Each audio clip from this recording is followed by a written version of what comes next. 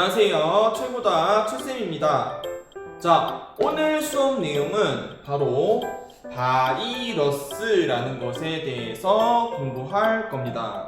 자, 요즘에 한참 지금 코로나 바이러스 때문에 굉장히 속을 썩이고 있는 것이죠. 그래서 우리는 오늘 수업 내용 자체가 조금 더 여러분들이 이해하고 그 다음에 조금 더 유익한 시간이 되었으면 좋겠습니다.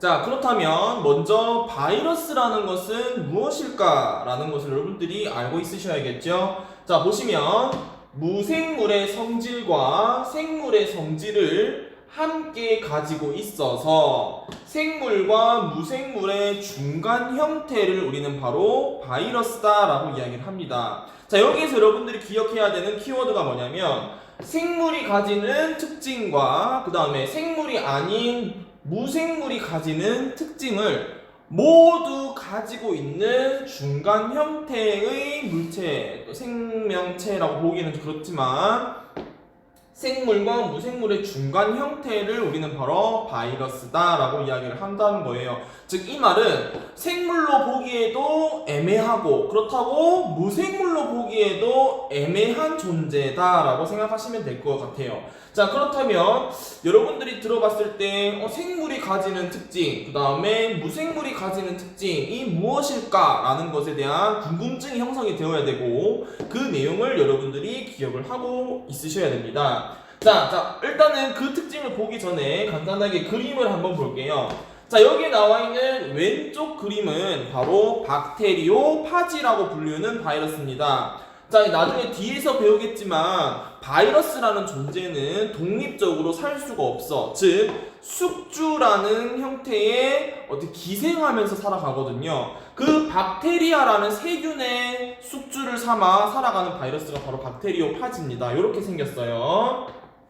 그 다음에 요즘에 한참 유행하고 있는 코로나19 바이러스의 그림 형태입니다. 약간 그림화되어 있기는 하지만은 요로와 비슷한 그림을 비슷한 모양을 지닌다라고 보시면 될 것 같아요. 자, 그러면 생물이 가지는 특징, 무생물이 가지는 특징에 대해서 여러분들이 한번 공부해 보도록 하겠습니다. 먼저 생물적인 특성이에요. 즉, 이거는 우리 생명현상의 특성해서 6가지 공부한 거 기억나십니까? 기억나셔야 돼요. 살아있는 생명체만이 가지는 공통적인 특징. 자, 그 중에 일부를 바이러스도 가지고 있다라는 거예요. 첫 번째 볼게요. 유전 물질인 핵산을 가지고 있다. 자, 여러분들 핵산이 뭐였죠?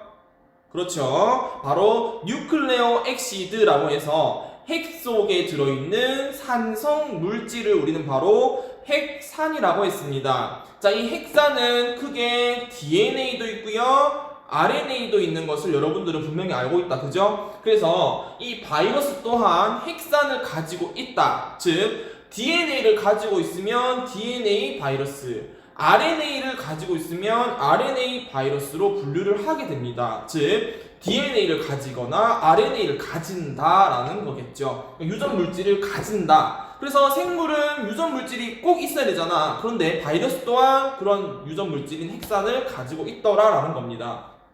두 번째, 독립적으로 물질 대사를 하고.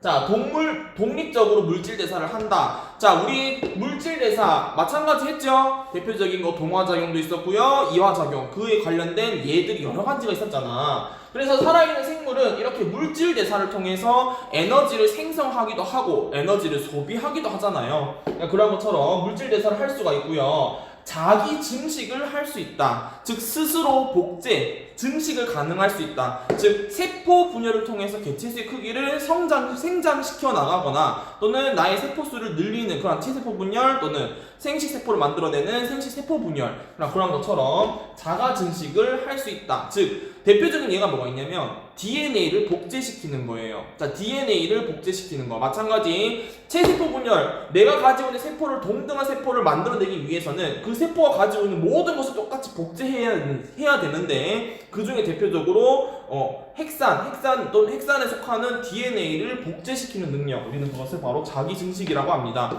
생물은 자기 증식도 할 수 있다. 자, 마지막으로 생물은 돌연변이도 일어날 수가 있다. 돌연변이도 일어날 수가 있고요. 그 다음에 적응과 진화를 할 수 있다. 마찬가지 우리 생명현상의 특성 공부를 할 때 유전과 생식과 유전 한다라고 배웠고요. 그 다음에 적응과 진화 한다라고 배웠잖아요. 마찬가지 이 돌연변이가 일어나는 과정은 무수한 환경적인 요인, 그러니까 외부로부터의 환경적인 요인, 즉 울트라바이올렛 UV를 많이 쬐었거나 그 다음에 방사선에 노출되었을 경우에도 마찬가지 유전자가 돌연변이가 일어나기도 하지만은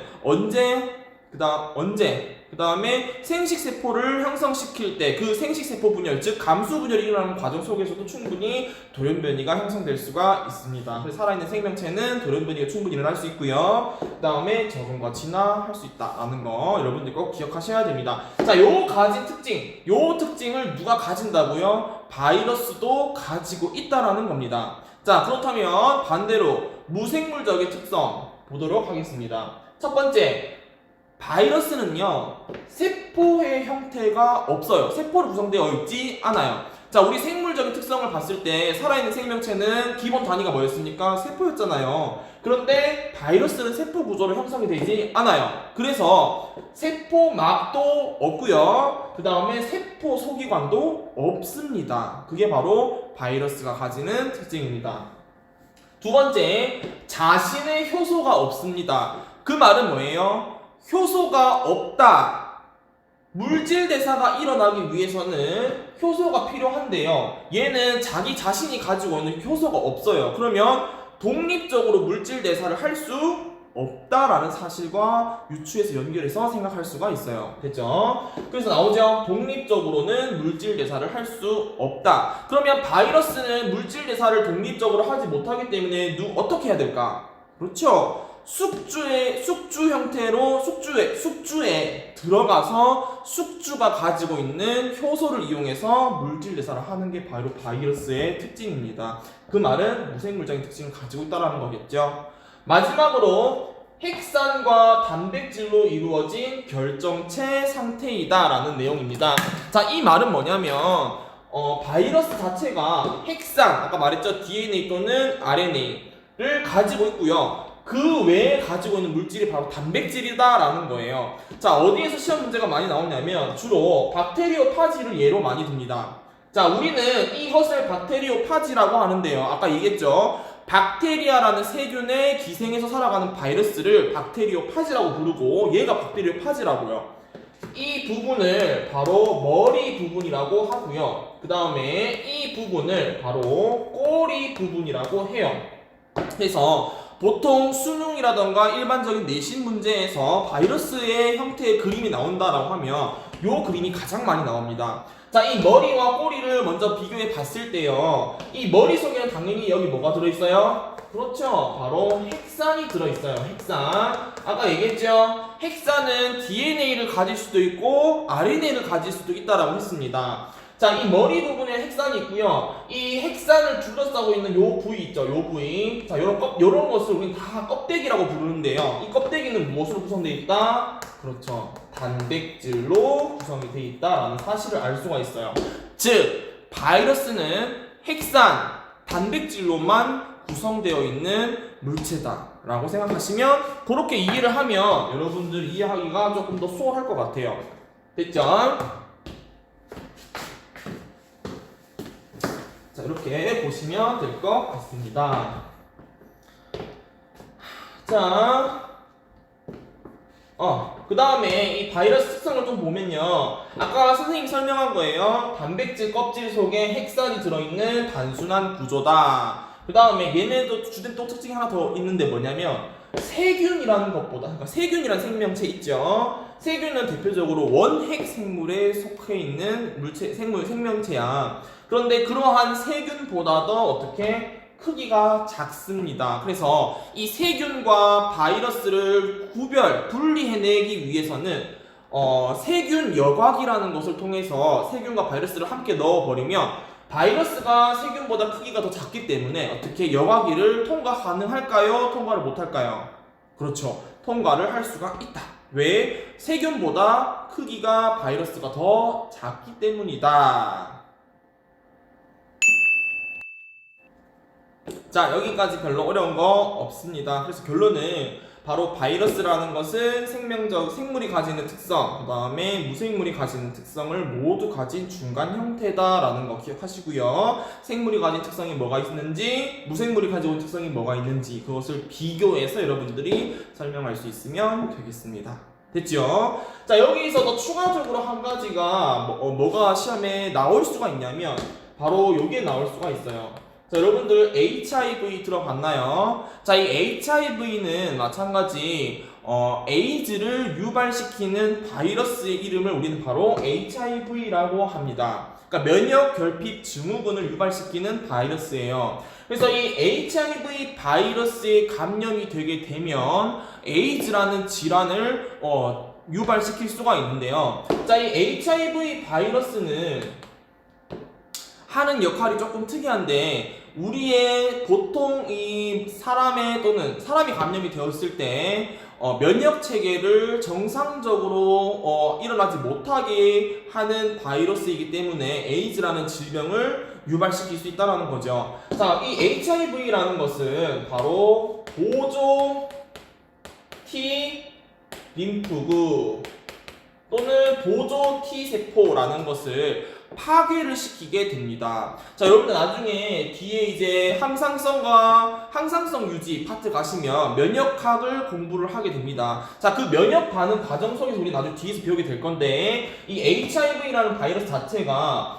보조 T 림프구를 어떻게 파괴시키기 때문에 이 보조 T 림프구에 의해서 생성되는 세포 독성 T세포라던가 그 다음에 B세포의 형성을 억제시켜가지고 항체 형성을 못하게 하고 또는 외부에서 항원이 침입해 들어왔을 때 적절하게 대응하지 못하게 하는 역할을 이 HIV가 하고 있습니다. 그래서 이 HIV는 나중에 이 면역 반응과 같이 융합해서 문제가 출제될 수 있기 때문에 여러분들이 기억을 하고 있으셔야 되고요. 그 다음에 또 여기서 추가적인 상식을 하나 알려드리자면, 자, HIV 바이러스는 감염이 된다라고 해서 모두 에이즈 질환으로 진행되는 것이 아닙니다. 물론 내가 감염이 됐는지 안 됐는지 모를 때는 최대 이 잠복기 기간을 거쳐서 오랜 시간을 거치게 되면 에이즈를 유발하게 되겠지만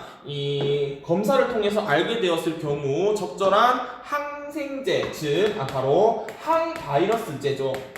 항바이러스제, 그러니까 즉 바이러스에 대항한다. 자, 항바이러스제라는 약을 섭취를 하게 되면 어떻게 이 HIV의 수치를 정상인의 만큼 0에 가까울 정도로 수치를 줄일 수가 있습니다. 자, 그렇게 되면 HIV 수치 자체가 제로에 가깝게 되게 되면 이 보조 T 림프구가 파괴가 되지 않고 그 다음에 또 새로 몸에서 생성이 될 수가 있겠죠. 그러면 일반적으로 정상적인 사람처럼 살아갈 수가 있습니다. 그러나 단지 이 HIV 바이러스라는 것을 완전히 박멸시키는 아직 항바이러스제는 개발되고 있지 않았어요. 그래서 지금 한참 연구 중이죠. 자, 이러한 기본 상식까지 여러분들이 기억을 해주셨으면 좋겠습니다. 자, 그래서 여기서 나오는 이 바이러스 소 단어는요, 주로 벤 다이어그램을 통해서 시험 문제에 자주 출제가 됩니다. 왜? 바이러스라는 것은 생명체가 가지는 특징, 무생물이 가지는 특징을 모두 가지고 있기 때문에 이것을 각각 사례를 던져줘요. 자, 예를 들어서 사람, 세균, 바이러스를 주고 각각 벤 다이어그램, 3개의 벤 다이어그램에 매칭을 시켜서 여기 각각 해당되는 특징이 뭐가 되는지 매칭시키는 문제가 자주 기본적으로 1번으로 출제가 될 수가 있습니다. 그래서 그것을 유념하시고 요 단원도 마찬가지 소홀히 하시면 아니 돼요. 그리고 지금 현재 코로나 바이러스 때문에 굉장히 전 세계가 힘들고 있잖아요. 그지? 자, 그 이유로도 마찬가지 그 해에 있었던 이슈화된 내용을 같이 접목을 시켜서 문제로 출제가 될 수 있기 때문에 이 바이러스에 대한 소단원 내용을 꼭 잘 정리하셔서 기억해 놓으시면 좋을 것 같아요. 자, 오늘 수업은 여기까지 하도록 하겠습니다. 안녕.